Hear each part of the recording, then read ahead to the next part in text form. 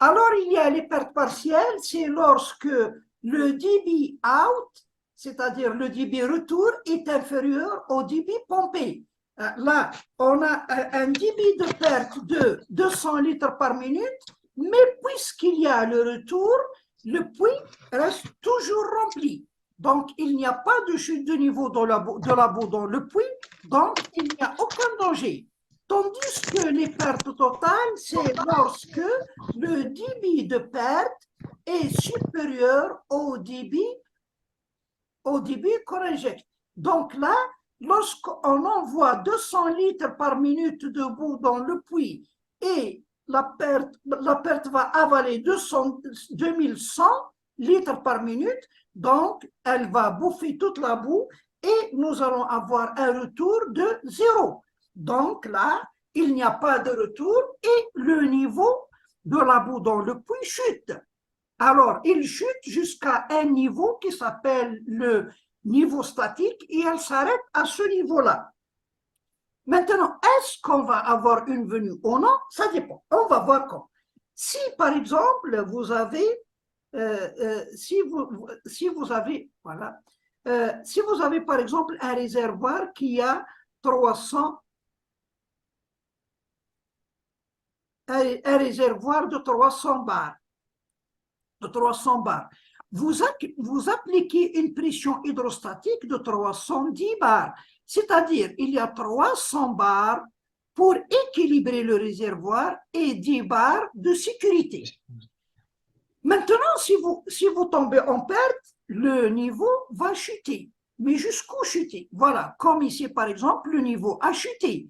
Est-ce qu'on peut avoir une perte? Non, parce que malgré que la sécurité a chuté, mais il nous reste suffisamment de pression hydrostatique pour équilibrer le réservoir. Il nous reste encore un peu de sécurité. Par exemple, nous sommes à 305 bars, par exemple, il y a 5 bars. Au début, il y a 10 bars de sécurité, maintenant il y a 5 bars. Mais l'essentiel, la pression hydrostatique qui reste est toujours supérieure à la pression de gisement, donc il n'y a pas de risque de venue. Mais supposons maintenant que vous êtes dans ce cas-là, lorsque vous tombez en perte, le niveau statique chute jusqu'à ici. Là, vous voyez que le niveau a trop chuté. Il a dépassé la pression hydrostatique suffisante. La pression hydrostatique, dans ce cas, est devenue inférieure à la pression de port, donc on va avoir une venue. Donc, dans la perte totale, lorsqu'on résume, on dit dans la perte totale, il n'y a pas de retour parce que le débit de perte est supérieur au débit de pompage, donc il n'y a pas de retour, le niveau va chuter. Mais est-ce qu'on va avoir une venue ou non? Ça dépend. Ça dépend du niveau statique où est-ce qu'il s'est arrêté. Si on a toujours une pression hydrostatique dans le puits supérieur ou égal à la pression de gisement, donc il n'y aurait pas de venue, mais si le niveau statique est très bas et la pression hydrostatique est insuffisante, à ce moment-là, on va avoir une venue. Bon. Maintenant, lorsque le chef de poste fort, alors, lorsque le chef de poste fort il tombe en perte, qu'est-ce qu'il doit faire? Il doit arrêter les pompes et il doit, à partir de ce moment-là, lorsqu'il a arrêté les pompes, à partir de ce moment-là, il décide qu'est-ce qu'il faut faire pour traiter la perte. Alors, là, lorsqu'on est en train de forer, la pression qui s'applique sur le fond est égale à la pression hydrostatique de la boue plus les pertes de charge dans l'espace annulaire. On va voir après pourquoi on ajoute les pertes de charge annulaires. Mais ça, les pertes de charge annulaires ne s'ajoutent que lorsque la pompe est en marche. Si on arrête la pompe, c'est-à-dire si le débit est égal à 0, les pertes de charge disparaissent parce que les pertes de charge sont les frottements dus au déplacement du fluide, à l'écoulement du fluide dans le circuit. Donc, s'il n'y a pas d'écoulement, il n'y a pas de perte de charge. Donc, la pression de fond a deux valeurs. Si la pompe est en marche, c'est la pression hydrostatique plus les pertes de charge annulaires.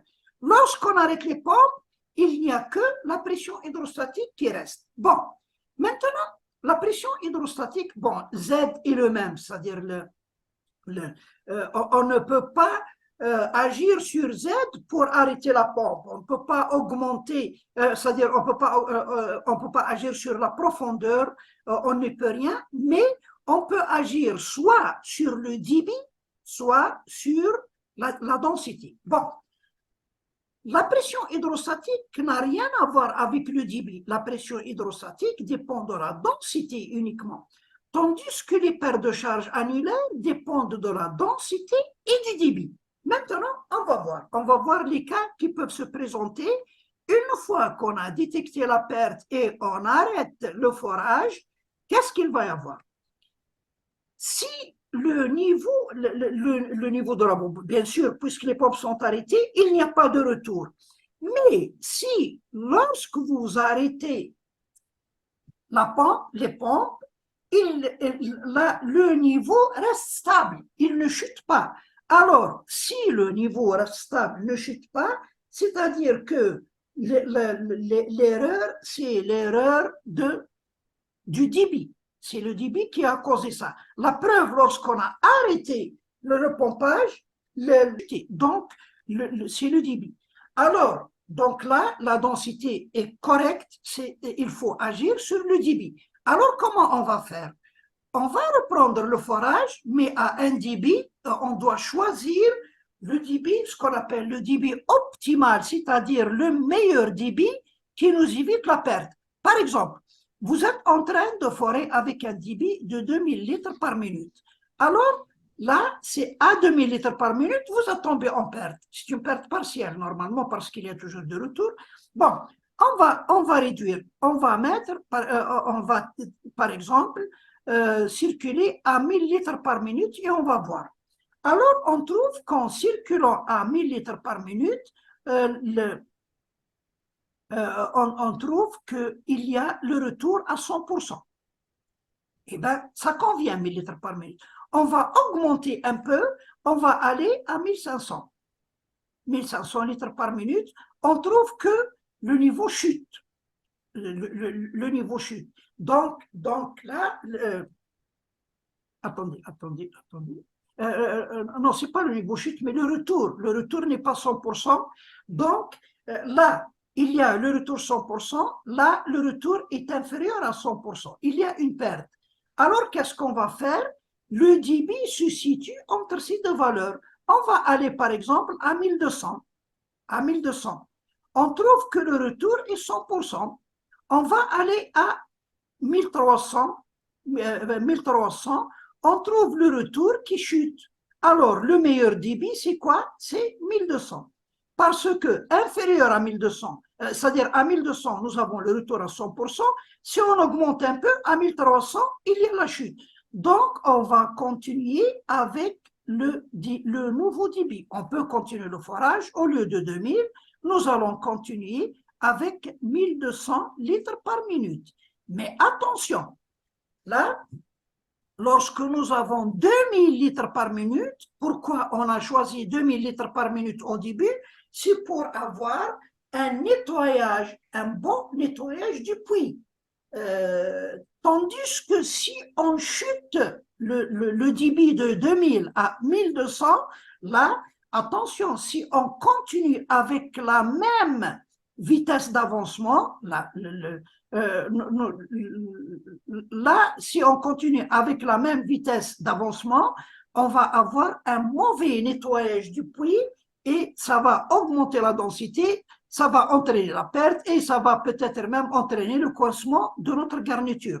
Donc, si on diminue le débit, on est obligé de diminuer la vitesse d'avancement. Donc, on a diminué le débit, il faut diminuer la ROP aussi pour avoir un bon nettoyage. Par exemple, si vous êtes à 2000 litres, vous forez avec, vous avez une ROP de 6 mètres par heure.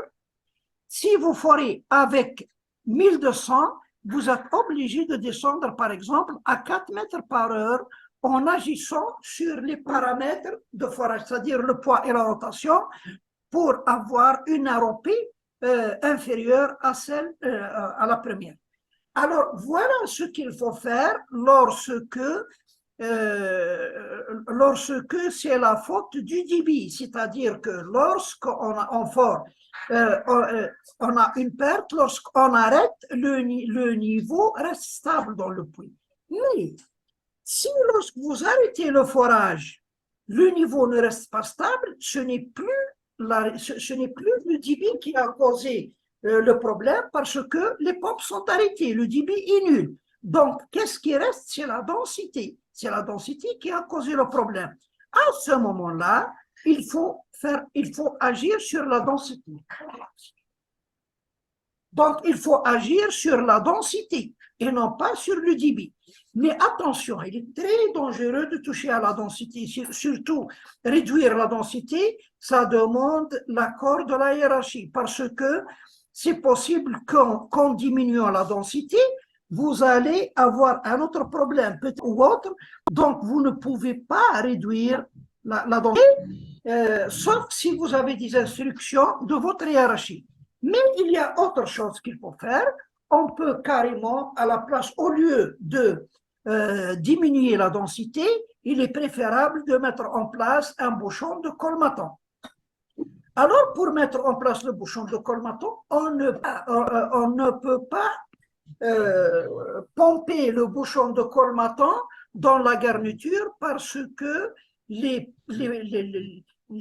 produits colmatants ne peuvent pas passer par les duces de l'outil.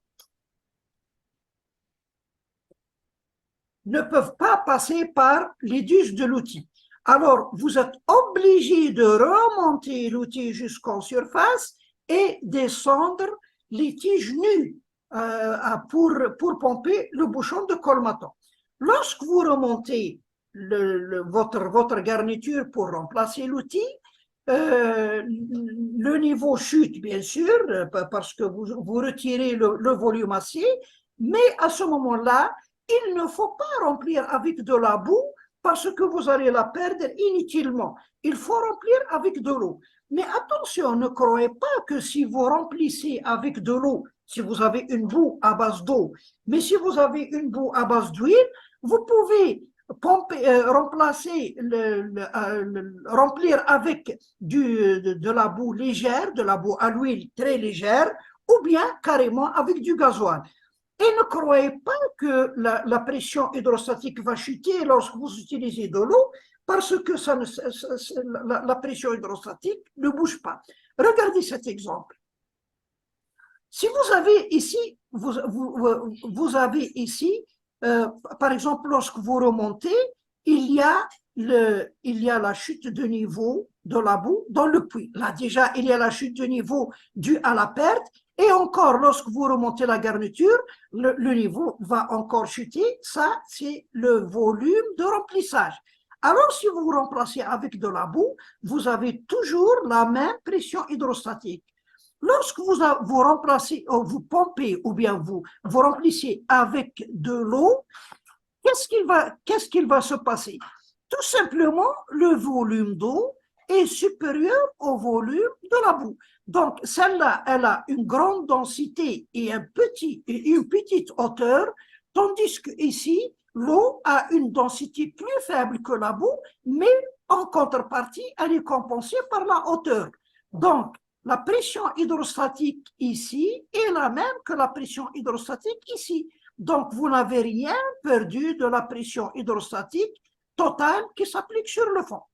Voilà donc lorsqu'on remonte donc en cas de perte totale. Voilà les cas de perte. Maintenant, on va passer au pistonnage. Que veut dire le pistonnage? Le pistonnage. Bon, il y a deux pistonnages. Il y a le pistonnage vers le haut et le pistonnage vers le bas. En fait, le pistonnage vers le bas n'est pas vraiment important, mais on va parler surtout du pistonnage vers le haut. Alors, le pistonnage vers le haut, c'est lorsqu'on remonte la garniture. Là, vous avez votre réservoir Là, vous avez votre réservoir. Et là, le chef de poste veut remonter. Alors, lorsqu'il remonte, on va voir l'action qui va se faire lorsqu'on remonte. La chose va se faire en deux parties. La première des choses, le chef de poste remonte. La deuxième des choses, qu'est-ce qu'il va se passer? La boue qui est en haut va passer vers le bas. Donc au fur et à mesure que vous remontez l'outil, la boue passe du haut pour remplir le bas, vers le bas. Parce qu'il y a un déplacement instantané de la boue, mais il y a un remplissage instantané. Vous n'y verrez rien. La boue, alors, pour remplir la partie que le chef de poste a dégagée, va venir de l'espace annulaire ou bien même de l'intérieur. Donc, il y a un remplissage de l'espace annulaire et de l'intérieur. Mais attention, là, il faut que le chef de poste donne le temps nécessaire pour que la boue passe du haut vers le bas. En fait,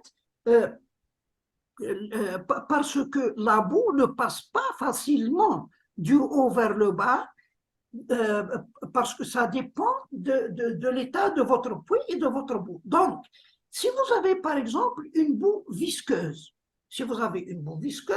lorsque vous dégagez, là, si le chef de poste dégage rapidement, la boue est visqueuse, elle ne passe pas immédiatement par là et par là.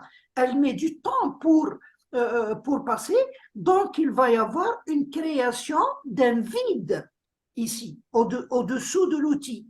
Donc, il y a plusieurs cas. Si la boue est visqueuse, elle passe difficilement. S'il y a trop de cake, ça passe difficilement. Si l'outil est bourré, ça passe difficilement. Si vous avez des mastiges, par exemple, qui ont un grand diamètre, ça passe difficilement. Donc là, la seule chose que l'être humain peut contrôler, c'est la vitesse de remontée. Dans ce cas-là, le chef de poste doit remonter lentement pour éviter ce problème. Voilà donc ce qu'il faut faire. Maintenant, voyons ce qui va se passer si vous pistonnez, c'est-à-dire que le chef de poste a remonté immédiatement et n'a pas laissé le temps à la boue de passer du haut vers le bas. Regardez, ici, avant que le chef de poste dégage, la pression hydrostatique qui s'applique sur le réservoir est celle-là. Tout ça. Elle est suffisante pour maintenir le réservoir. Si par exemple le chef de poste remonte lentement, et bien là, la pression hydrostatique qui maintient maintenant le réservoir, il n'y a que cette petite hauteur. Donc c'est largement insuffisant. Alors le gaz, qu'est-ce qu'il fait? Il attend ce moment. Alors une fois qu'il a trouvé ce vide, il va directement sortir. Donc il va y avoir une venue. En fait, comment ça va se passer? Ça va se passer instantanément, comme ça. Et là, nous avons pistonné un bouchon. Attention, le bouchon lui-même n'est pas une venue. Il n'est pas considéré comme une venue malgré qu'il y a un bouchon de gaz dans le puits. Et ça peut survenir même si vous avez une pression hydrostatique très élevée. Ça n'a rien à voir avec la pression hydrostatique. Donc, le bouchon va exister. Comment on sait qu'on a pistonné? On ne peut détecter le pistonnage que lorsqu'on utilise le trip tank et la trip sheet. C'est-à-dire, il faut comparer le volume pompé avec le volume théorique des tiges qu'on a remontées. Par exemple, si on a remonté 10 longueurs de tiges, il faut remplir 730 litres. Alors, si on remplit 730 litres, ça veut dire que tout va bien. Mais imaginez qu'au lieu, le calcul vous a donné, si le calcul vous a donné 730 litres, oh, le calcul vous a donné 730 litres, mais vous avez rempli uniquement, disons par exemple, 300 litres. Donc, il y a un manque de 430 litres. 430 litres. C'est quoi c'est que vous avez rempli 300 litres et le réservoir vous a pompé 430 litres. Donc, nous avons pistonné un bouchon de 430 litres. Donc, nous pouvons connaître avec exactitude le volume qu'on a pompé et à partir de là, nous pouvons calculer la hauteur et la pression hydrostatique qui reste dans le puits. Alors, on a un bouchon, mais est-ce qu'on va déclencher une venue ou non? Ça dépend de la pression hydrostatique qui est restée. Regardez, par exemple,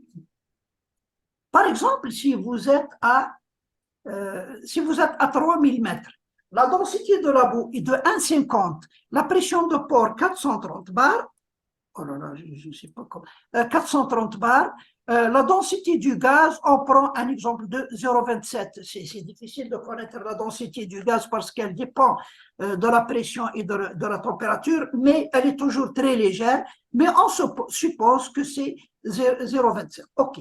Alors, là, avant de pistonner, qu'est-ce que nous avons? Si nous calculons, la pression qui s'applique sur le fond est égale à 3000 multiplié par 1,50 divisé par 10,2 et on trouve 441 bars. Donc, c'est la pression hydrostatique de la boue avant de pistonner. Lorsqu'on a pistonné, on fait le calcul. Si, par exemple, la hauteur du gaz, la hauteur du bouchon est de 80 mètres, alors nous avons 80 mètres de gaz et là, combien il nous reste? 2920 mètres de boue. Si on fait le calcul de la pression hydrostatique totale, c'est-à-dire 2920 mètres de boue plus 80 mètres de gaz, on va trouver une pression qui s'applique sur le fond de 431 bars. Et vous voyez, nous avons 431 bars, elle est supérieure à 430, donc on n'aura pas de venue, malgré qu'il y a un bouchon de 80 mètres. Voilà, il n'y a pas de retour, il n'y a pas de venue.